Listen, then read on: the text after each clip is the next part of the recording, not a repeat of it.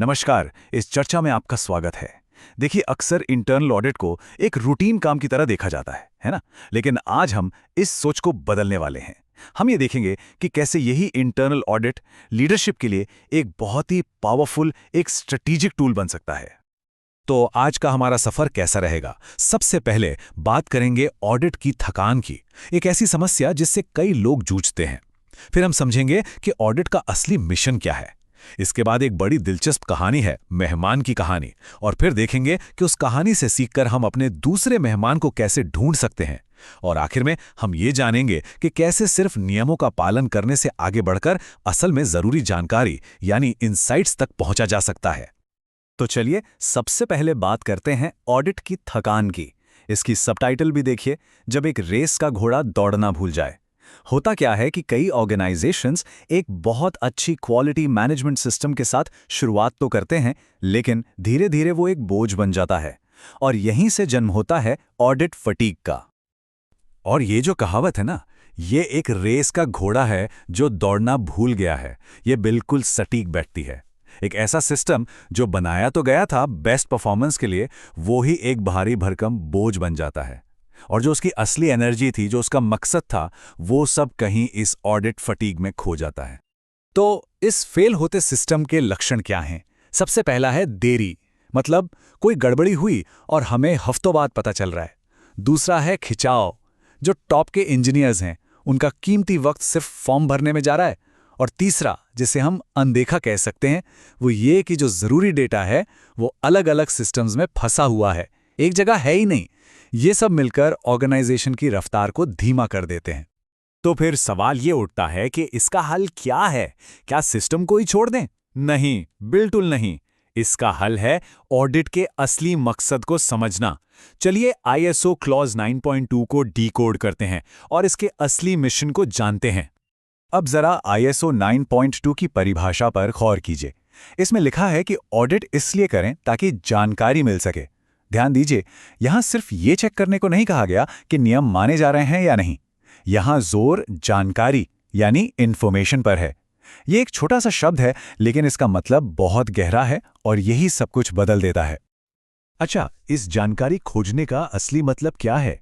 इसे समझने के लिए एक बहुत पुरानी और बड़ी दिलचस्प कहानी सुनते हैं। ये कहानी है एक मेहमान की, और इससे हमें अनोमली डिटेक्शन का एक बेहतरीन सबक मिलेगा। तो कहानी कुछ यूं है कि एक राजा ने अपने दरबार में एक बड़ी दावत रखी, और उस दावत में उसने अपने सबसे चतुर विदूषक यानी जेस्टर को भी बुलाया। अब राजा ने उस विदूषक को एक बड़ा मुश्किल काम दिया। काम ये था कि दावत में 100 दरबारी बैठे थे जो मेहमान होने का नाटक कर रहे थे, और उनके बीच में सिर्फ एक असली मेहमान था। विदूषक को उसी असली मेहमान को पहचानना था। अब देखिए विदूषक ने क्या किया। उसने किसी से कोई सवाल नहीं पूछा, उसने बस वो काम किया जिसमें वो माहिर था। उसने एक बहुत ही मजेदार चुटकुला सुनाया। जैसे ही चुटकुला खत्म हुआ, सारे दरबारी जोर जोर से हंसने लगे, सिवाय एक आदमी के। वो सारे दरबारी विदूषक के मजाक से वाकिफ थे, तो उनका हंसना एक नॉर्मल पैटर्न था। बस विदूषक ने फौरन उस चुपचाप बैठे आदमी की तरफ इशारा किया और कहा, महाराज, वो रहा आपका मेहमान। देखिए, उसने सच को कन्फर्मिटी में नहीं ढूंढा, बल्कि अनॉमली यानी जो चीज पैटर्न से अलग थी, उसे पकड़कर सच तक पहुंच गया। तो अब सवाल यह है कि इस कहानी का हमारे काम से क्या लेना देना है? बहुत गहरा लेना देना है। चलिए देखते हैं कि इस कहानी को हम अपने बिजनेस पर कैसे लागू कर सकते हैं और अपने दूसरे मेहमान को कैसे ढूंढ सकते हैं।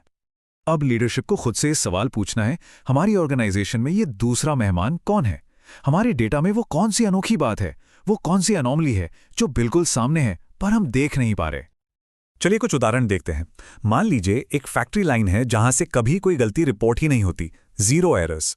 तो सवाल यह है कि क्या वहां सच में सब परफेक्ट है, या फिर डेटा को छुपाया जा रहा है? या फिर एक सेल्स टीम है जो नया सीआरएम सॉफ्टवेयर इस्तेमाल ही नहीं कर रही। क्या सिस्टम खराब है, या वो लोग बदलाव नहीं चाहते? और सोचिए, एक डिपार्टमेंट है जहां से कोई नौकरी ही नहीं छोड़ता। क्या ये बेहतरीन लीडरशिप की निशानी है, या फिर वहां कोई ग्रोथ ही नहीं, ठहराव आ गया है? यही वो दूसरे मेहमान हैं। तो जब हम इस तरह से सोचना शुरू करते हैं, तो हम सिर्फ कंप्लायंस यानी नियमों के पालन से आगे बढ़कर इनसाइट यानी गहरी समझ की तरफ बढ़ जाते हैं। और यही है एनॉमली ऑडिट का रणनीतिक मूल्य। इन दोनों में फर्क क्या है? एक तरफ है कंप्लायंस ऑडिट, ये बस ये पूछता है क्या हम नियमों का पालन कर रहे हैं। इसका फोकस सिर्फ कन्फॉर्मिटी पे होता है, बस चेकबॉक्स टिक करना। दूसरी तरफ है अनॉमली ऑडिट, ये पूछता है हमारा डेटा हमें क्या अजीब बात बता रहा है। इसका फोकस जानकारी पर होता है और ये नई नई इनसाइट्स को उजागर करता है। और एग्जीक्यूटिव लेवल पर इसके फायदे जबरदस्त हैं। आपका क्यूएमएस सिर्फ एक खर्चा न रहकर एक परफॉर्मेंस इंजन बन जाता है। आप छिपी हुई रुकावटों और मुश्किलों को पहले से ही पहचान लेते हैं। इससे बर्बादी कम होती है और बड़ी नाकामियों को होने से पहले ही रोका जा सकता है। सीधे सीधे कहें तो आपका इंटरनल ऑडिट स्ट्रैटेजिक इंटेलिजेंस का एक सरिया बन जाता है। तो आखिर में बस एक सवाल, वो कौन सा जरूरी सच है जिस पर आपकी ऑर्गेनाइजेशन हंस नहीं रही है? याद रखिए, कभी कभी सबसे जरूरी सच को जानने का सबसे सीधा रास्ता उस चीज को ढूंढना होता है जो बाकियों से अलग है, जो पैटर्न को तोड़ रही है। वो कौन सी एनॉमली है जो आपके सबसे बड़े बिजनेस सीक्रेट को खोलेगी?